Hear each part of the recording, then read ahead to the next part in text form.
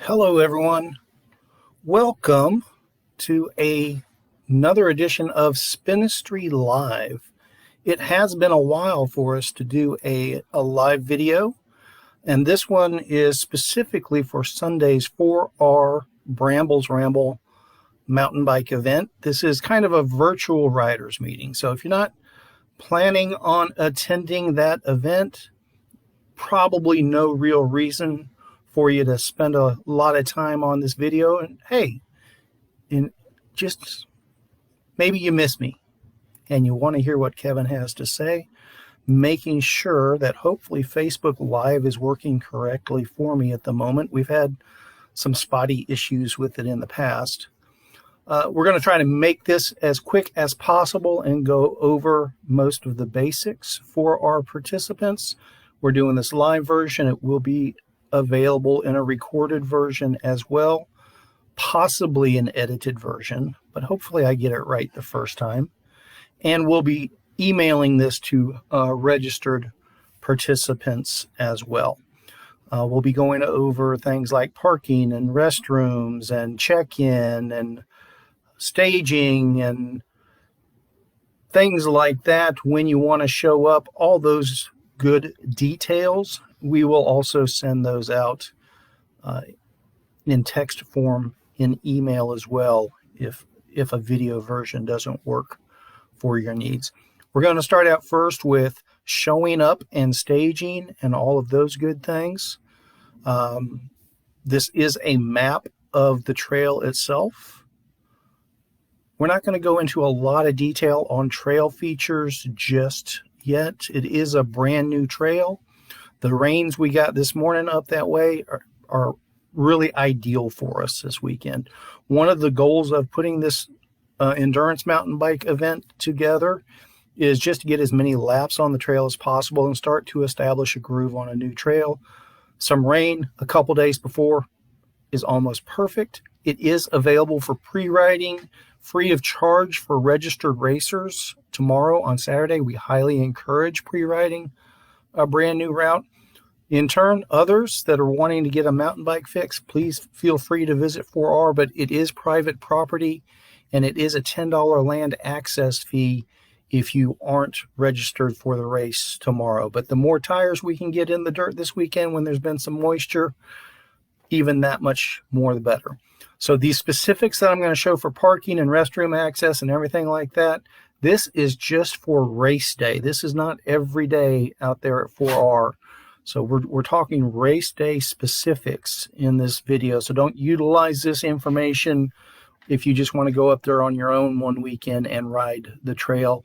What we're talking about for the starting area and parking and things like that will not apply except for race day. Let's go ahead and zoom into the property. I do realize that most of our Spinistry gravel participants are probably really familiar with the 4R property layout, but mountain bikers, this may be all brand new to you. Actually, what I'm going to do, I'm going to just throw up a map here with the terrain and zoom out a little bit. So this gives you an idea of the terrain that this property is in right now. This particular race loop it's not particularly tough on the climbing just yet. There will be some opportunities for growth along those lines. And for a reference point, anyone that might be familiar with Bar H in the past, so this is the 4R property and the valley that it goes down into, it's actual multiple valleys. Make sure I'm looking at this correctly. Yes, I am. Basically over here, that's Devil's Backbone right there. This is the old Bar H mountain bike area in here. This is where we went up the road and all of that good stuff. So that's a point of reference, very similar terrain to the Bar H area. This is a working winery and vineyards.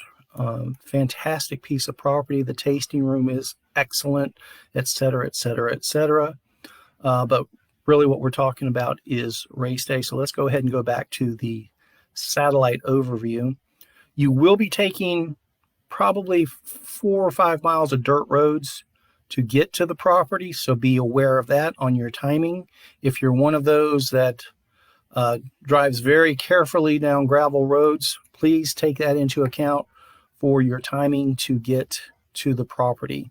So you'll come down Windmill Hill and hang a left into the ranch property. There is a sign here that you can't miss it. And you'll go up this driveway past a barn here, past a shed here, and a camping area that's notated. And if anyone is camping this weekend, this is the main camping area back through here. I believe they've set up a secondary camping area on this side of the creek as well, kind of an overflow camping. But on race morning, you'll come in the driveway here, you'll go through a high fence, and there's a big house up on the hill, another house over here, and a bunch of vineyards. And then you'll just take this driveway up to this fork in the road. Oh, I'm sorry, this fork in the road here. Let me zoom in. And there will be a sign here with one arrow pointing to the right for tasting room and another arrow pointing to the left for the barn. You will take the arrow to the left because we are staging from the barn. And this is actually their wine production barn. You'll take this driveway in, and this grassy field area here, this will be our parking. And this is the production barn. This is where the restrooms are. And there's a double garage door area immediately out front. That is where we'll have check-in to pick up your numbers. What we're asking, we're going to start waves, our groups, starting at 11 a.m., but we're going to start them back to back to back. So we expect everybody to be on the trail. We're shooting for 11:30, probably no later than 11:45 if it looks like we may have to throw some additional spacing between some groups or something like that. So what we're asking is everybody arrive to check in by 10 o'clock. And we do want everyone to maintain social distancing properly. So we want everybody just kind of come up to check in onesie, twosie at a time. We don't want a long line, everybody crammed together. We don't want everyone going into the restroom at the same time, that sort of thing. But show up to park by 10 a.m., check in. We'll get your handlebar number. And then the plan will be for everyone to stage. Again, parking area is here, this field just south of the barn. Restrooms and check-in are here. And then what we will be doing is we'll be staging down this driveway. There's a cattle guard here, a barbed wire fence along here. We'll be staging our groups starting probably like at 10 minutes till 11. We'll have everyone start gathering in this general area. And then we'll send our groups out one at a time. We're doing waves of 10, keeping the groups small. And essentially what we'll do, each group of 10, everyone else will kind of hang out here in the field.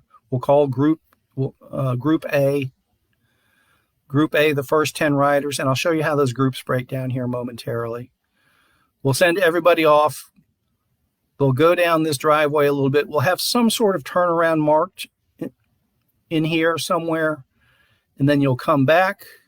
That'll get everybody spread out. Then hang a left here and you're on the trail. And then go into the woods here. Since we're doing groups of 10, a fairly short lead out with a hairpin turn, that should get most groups of 10 spaced out fairly well. Going into the single track. And then it's really just a matter of following the trail. The trail's pretty easy to follow. We still recommend pre-riding it. Racing a brand new trail cold is less than ideal. But the current plan, the rain's today kind of threw our timing off, so I'm going up tomorrow morning. Going to put up some tape to block off the sections that we don't expect the racers to use. There are some alternate lines here and there, basically blue versus yellow. Yellow is the main loop. There are some blue alternate lines that are a little bit tougher, but really not appropriate for the most part for racing purposes. So what we're saying is just race the yellow loop. There's only one section over here, I believe, that the blue loop is additional mileage. Everything else is just kind of an alternate line. So stay on the yellows. The plan is that I'll be up there tomorrow morning and I'll be taping off the blues so that it's automatic. But just in case something happens or the winds come down or somebody pre-rides and decides to take our tape down or whatever else, the race route, the race loop is all yellows. So where we're starting here, this is not the traditional trailhead. This is for race laps only. And what we'll be doing, where this climbs up out of the woods here and back into this field, that's where we'll have our timing station for each lap. So roughly, this is called the haul road. Roughly, the haul road is kind of the start-finish line. Crossing it, realistically, we'll have Foster set up with the timing arch over here somewhere, depending on the weather and the field getting mowed and things like that. We'll find the exact best spot for that. So we'll call Group A, send them out. When they come off the haul road and start to go in the woods, we'll call Group B, line those 10 people up, send them out as quickly as we can. Group C, et cetera, et cetera, et cetera. I think we have groups through K right now. Some of them will probably combine, though. There's a couple that have just 3 people in them, and or 3 in this group and 5 in that group, and they're similar distances. So we may combine those at the start, but they'll still be scored and raced separately. Now, the more popular categories that have 2 separate waves, we are starting them back to back with each other, but you won't be racing each other head to head like our 2-lap men's race, for example. We have 2 full groups of 10 for that, but we're only going to send you out in one group of 10 at a time. But when the racing is done, we'll combine both groups together for total times. So yes, you'll see who you're racing in your immediate group.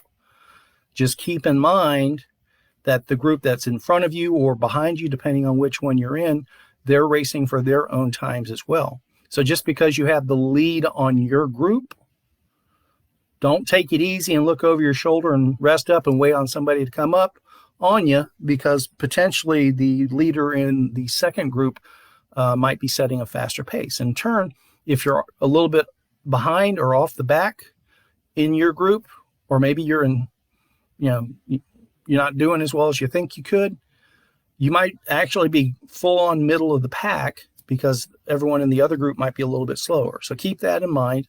That applies to our 2-lap men, our 3-lap men, and our 6-hour men. Everything else is just a single wave, a single group at this time. So that's kind of the overview there. We'll finish the race, and whichever distance or lap numbers you do, then you'll just go back to your vehicle. We're not having on-site award ceremonies or anything like that. Yes, we would love to do that. Not appropriate in these days and times. And we also we have to combine the combined groups. We will have results posted Sunday afternoon, Sunday evening for the 6-hour race, but no award ceremonies on site. And this is a fun race. It's really, let's give everybody an opportunity to do something a little bit competitive. Check out a new trail, check out a fantastic piece of property.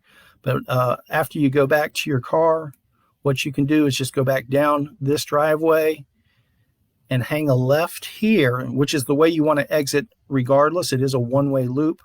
But this is the tasting room. So when you make this little paperclip turn here, go on up to the tasting room, check out the winery, check out this amazing view off the deck into the valley here. They also will have what they call their camo kitchen, where they'll be serving food. So you can go into the tasting room. They have some amazing wines, some really good food from the chef there. And then this grassy area here is just for the Brambles Ramble racers to hang out and enjoy the food and drink after the race. The regular winery customers will be there as well with COVID-19 reserved tables and stuff like that. But we kind of have an open area here for our folks. And then when you're done checking out the tasting room, you'll just go down this hill here and follow the driveway back out. Again, if you're camping Saturday night, when you come in the main entrance here, this is the main camping area. This is the showers over here, where the restroom is over here. You can actually drive through. It's not showing the camping sites on this. This is an older image, but you can drive into here and find your camping site. So that's the overview of the property and our staging and our setup along those lines. Hopefully we've covered all those pieces. Now we'll touch on the groupings themselves and the sequence that we plan to send folks out. And I will put these in order when I send out the email tomorrow morning, reminding everyone what their starting order will be. We'll be calling you up in a letter designated group, men, 6-hour endurance, men, G group. So that's the sequence, obviously alphabetically. And so the way we have it set up right now, more than likely the 2-lap men will probably be the fastest guys. So we're sending them out first. And we have 2 groups of that. So, and you should be able to look up if you are a registered rider, you should be able to look up and see which group you're under. But we'll also let you know that in a specific email tomorrow as well. So we'll do the A group, which is 2-lap. Then the B group, which is 2-lap, that we currently have 3 spots left for that. Then we'll go to the sold out 3-lap men, which is full, C group. And then we'll go to the D 3-lap men, 1 spot left there. And then we'll go to the, make sure 3-lap men. I think then we go to the, how did I have it? There we go. 2-lap women, group E.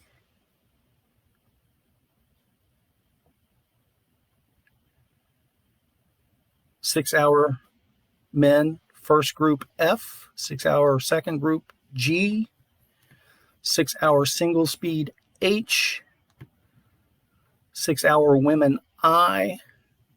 And then the 1-lap men J and the 1-lap women K.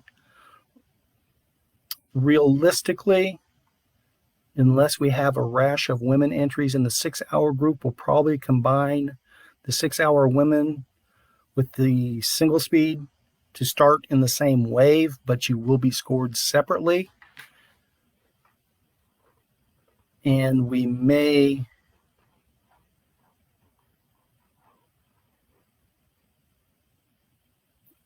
my guess is we'll probably sell this 2-lapper men B group out, but if we don't, we may move the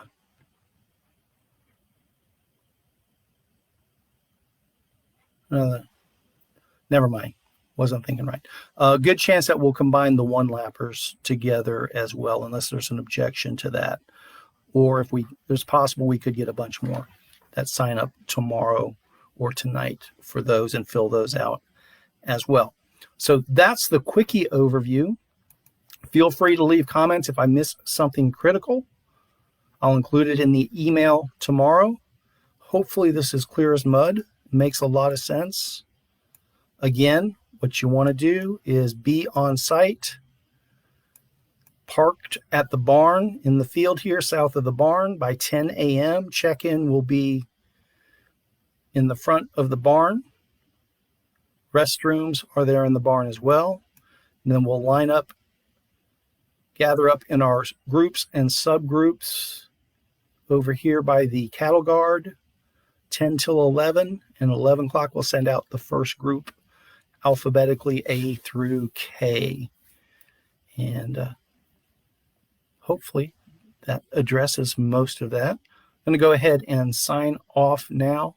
Spend some time with the puppies and the wife this evening before we head out to 4R in the morning to mark the course for you. Again, if I missed anything, feel free to leave comments or questions in the comments section on the link, and we'll email this to all registered participants as well.